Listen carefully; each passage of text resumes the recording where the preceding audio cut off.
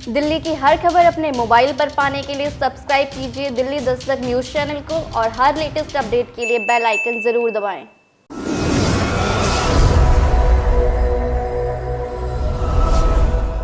आजकल लोगों का लाइफस्टाइल उनके जीवन के लिए खतरा साबित हो रहा है और कई लोगों को यह भी पता नहीं चलता कि उनको हार्ट की प्रॉब्लम है और जब तक उन्हें पता लगता है जब तक काफी देर हो जाती है। हाल में ही देश के मशहूर सिंगर के की मौत हार्ट अटैक से हो गई और जिसको लेकर पूरा देश सदमे में है।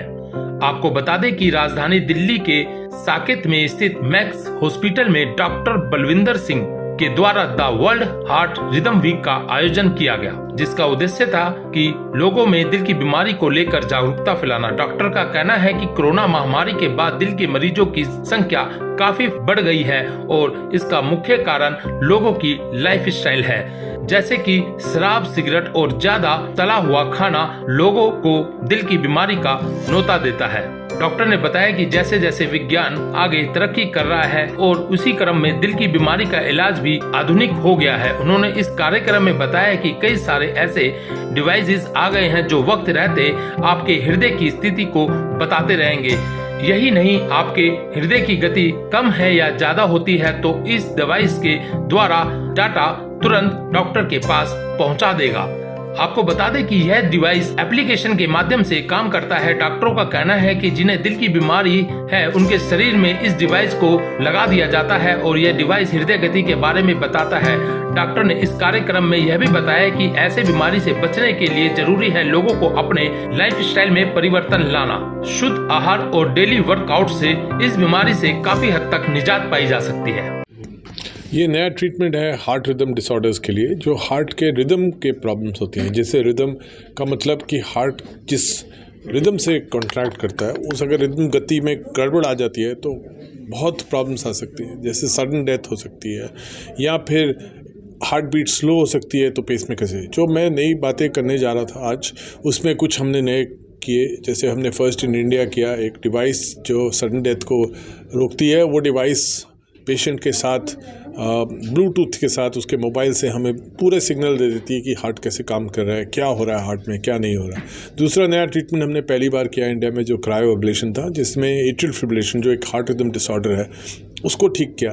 तो क्रायो से बहुत मरीज़ों की मदद मिली, बहुत मरीज़ ठीक हुए। तो हार्ट रिदम डिसऑर्डर्स में जितनी तरक्की हो रही है शायद और किसी फील्ड में इतनी नहीं हुई, क्योंकि हमें समझ आना शुरू हो गया पिछले एक डेकेड में कि ऐसे मरीज़ों को हम बेटर क्वालिटी ऑफ लाइफ कैसे दे सकते हैं, हम उनको क्योर कैसे कर सकते हैं कुछ इलनेसेस में, जिससे उनकी जान बच सकती है, जिसमें उनकी धड़कन की प्रॉब्लम सॉर्ट आउट हो सकती है। कई पेशेंट्स बहुत अच्छे होके और ठीक होके जाते हैं।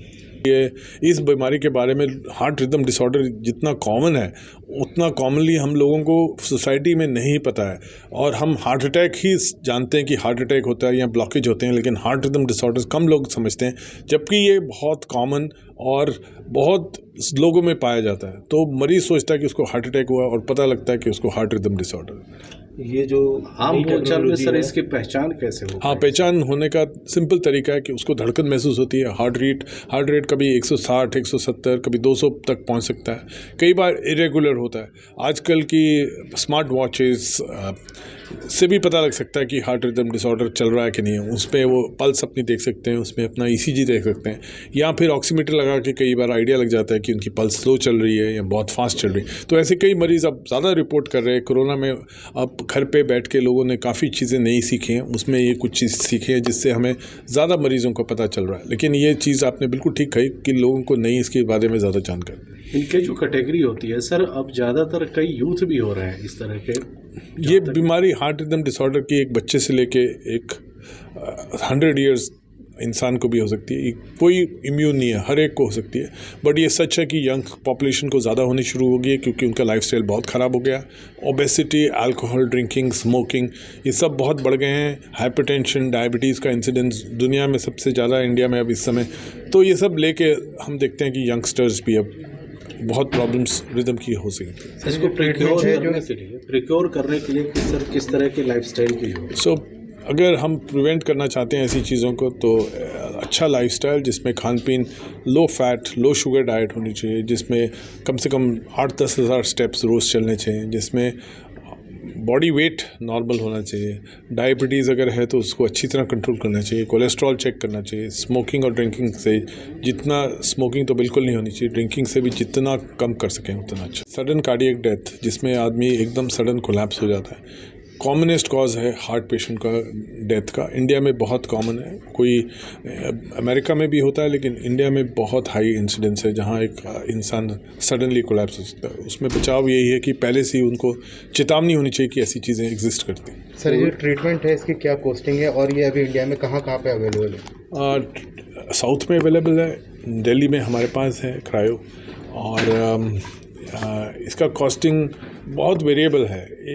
मैंने जैसे अभी बोला आपको कि कुछ प्रोसीजर्स का कॉस्टिंग सिर्फ 10,000 होता है, कुछ प्रोसीजर्स जो बहुत हाई एंड डिवाइसेस हैं 10 लाख तक भी जा सकता है। तो कॉस्ट का एक मैं फिगर नहीं बता पाऊँगा आपको, पेशेंट टू पेशेंट डिपेंड करेगा। सर पहले हार्ट अटैक आते थे या तो बाईपास, तो जैसे जैसे तरक्की होती है साइंस में तो टेक्नोलॉजी से तरक्की होती है, तो टेक्नोलॉजी डिसाइड कर से रिसर्च से हमें पता लगता है कि कितना बेनिफिट होता है। ऑल जो भी मैंने ट्रीटमेंट की बातें कही आपको, ये रैंडमाइज कंट्रोल ट्रायल से फ़ायदा दिखे, यानी रैंडमाइज कंट्रोल ट्रायल होते हैं एक साइंस में जिसमें पेपर्स आते हैं जिसमें पता लगता है कि ये अगर प्रोसीजर किया जाए तो इसको इतना फ़ायदा होगा। तो ये सब बहुत साइंटिफिक डेटा से ही बनती हैं चीज़ें, और ये सच है कि जैसे जैसे साइंस तरक्की करती है लाइफ एक्सपेक्टेंसी बढ़ रही है, मेडिकल थेरेपी से बहुत बेनिफिट होता है।